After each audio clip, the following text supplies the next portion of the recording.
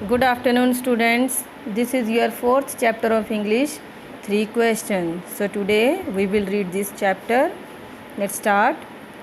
A thought came to the mind of a certain king. He thought he would never fail in anything if he knew 3 things. एक बार राजा के मन में एक thought means विचार आया और उसने सोचा कि अगर उसके 3 प्रश्नों के उत्तर मिल जाएं तो वो कभी भी फेल मीन्स असफल नहीं होगा. The questions are, the first is the right time for an action. किसी भी काम को करने का सही समय कौन सा है. Second question, the right people to listen to. और दूसरा कि वह सही लोग कौन से हैं जिनकी तरफ ध्यान दिया जाए. और third, the most important thing to do. और सबसे इम्पोर्टेंट चीज़ क्या थी कि वो काम कौन सा है जो किया जाना चाहिए. So the king sent messenger throughout his kingdom. इसलिए राजा ने जो अपने मैसेंजर थे, मैसेंजर मीन्स संदेशवाहक, अपने किंगडम मीन्स राज्य में भेज दिए. He promised a large sum of money to anyone who would answer these questions.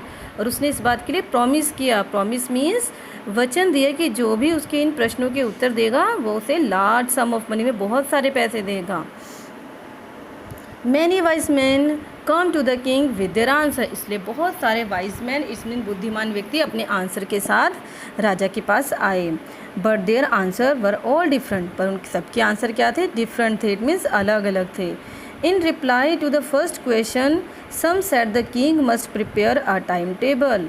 और फर्स्ट आंसर के लिए जो आंसर दिए थे ना, फर्स्ट क्वेश्चन के लिए जो आंसर मिले थे उसमें से कुछ का मानना था कि राजा को टाइम टेबल बना लेना चाहिए एंड फॉलो इट स्ट्रिक्टली. और उसे सख्ती के साथ, स्ट्रिक्टली होता है सख्ती के साथ उसको फॉलो करना चाहिए, मीन्स पालना करनी चाहिए.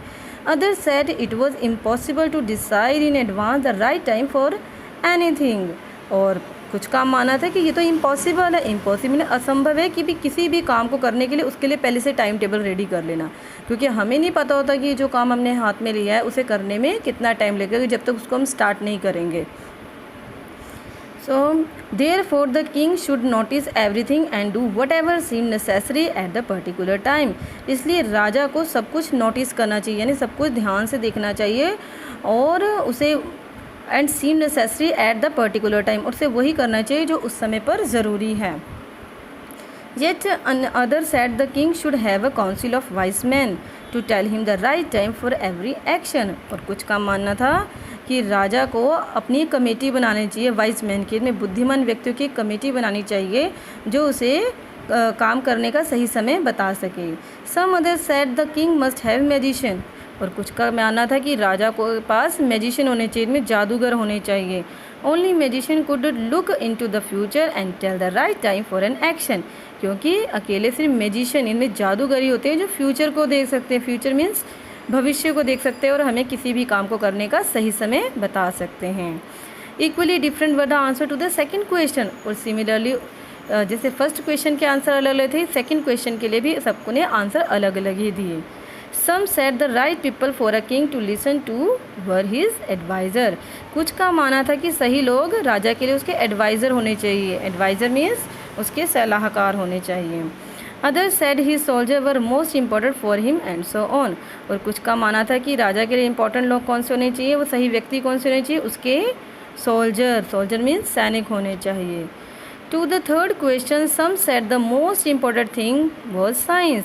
और थर्ड क्वेश्चन के लिए आंसर मिला, कुछ का माना था कि राजा के लिए सबसे इम्पॉर्टेंट चीज़ कौन सी होनी चाहिए, साइंस. साइंस मीन्स विज्ञान होना चाहिए. Other said it was warfare. और कुछ का माना था कि युद्ध प्रणाली होनी चाहिए. वॉरफेयर होता है युद्ध प्रणाली. Still other said it was religious worship. और अदर हैंड यानी दूसरे कुछ लोगों का माना था कि रिलीजियस वर्शिप यानी कि धार्मिक पूजा पाठ सबसे ज़्यादा ज़रूरी होनी चाहिए. All the answer were so different that the king was not satisfied. अब सभी आंसर इतने अलग थे एक दूसरे से, इसलिए राजा जो था वो सेटिस्फाई नहीं हुआ, किंग संतुष्ट नहीं हुआ. सेटिस्फाई होता है संतुष्ट होना. He give no one any reward. इसलिए किसी को भी उसने इनाम नहीं दिया. रिवॉर्ड होता है इनाम.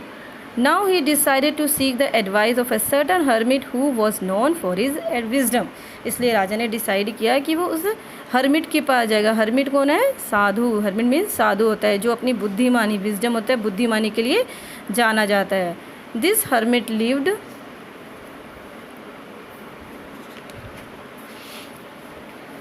इन अ would which he never left. अब वो जो हर्मिट था वो कहाँ रहता था? जंगल में रहता था. He match none but common people. वो किसी से नहीं मिलता था बट कॉमन पीपल से मिलता था, सिर्फ साधारण लोगों से. सो the king put on very simple cloth. इसलिए राजा ने कैसे कपड़े पहने? बिल्कुल सिंपल, साधारण से कपड़े पहने, सिंपल, साधारण. बिफोर रीचिंग द हर्मिट्स हट he got off his horse. Before reaching यानी कि पहुँचने से पहले जो राजा था उसने क्या किया? हर्मिट की झोपड़ी में पहुंचने से पहले राजा ने क्या किया? अपने घोड़े से उतर गया. गेट ऑफ मतलब होता है उतरना, यानी घोड़े अपने हॉर्स से उतर गया. He left the horse with his bodyguard and went on alone. अब राजा ने क्या किया? अपने लेफ्ट होता है छोड़ना, उसने अपने बॉडीगार्ड को और अपने हॉर्स को साथ में छोड़ दिया और वो अकेला ही हर्मिट से मिलने के लिए चला गया. As the king came near the hermit's hut, he saw the hermit digging the ground in front of his hut. जैसे ही राजा हर्मिट की हट के पास पहुंचा, उसने देखा कि जो हर्मिट था वो अपनी हट के फ्रंट में सामने डिगिंग कर रहा है. डिगिंग होता है खोद रहा. The hermit greeted the king and continued digging. Greet होता है किसी का अभिवादन करना. हर्मिट ने राजा का अभिवादन किया और वो कॉन्टिन्यूसली डिगिंग करता रहा, मतलब वो अपने खुदाई में बिजी रहा. The hermit was old and weak. जो हर्मिट था वो बड़ा ओल्ड मीन्स बूढ़ा था और वीक मीन्स कमज़ोर था. As he worked he breathe heavily. और वो काम करते हुए बड़ा ही, जैसे लंबी लंबी सांसें लेते हैं ना, एज लोग जल्दी थक जाते हैं, वैसे ही वो बिहेव कर रहा था. सो स्टूडेंट्स, ये आपका चैप्टर है. आज हम सिर्फ इतना ही पढ़ेंगे. Next paragraph we will read next day. Thank you.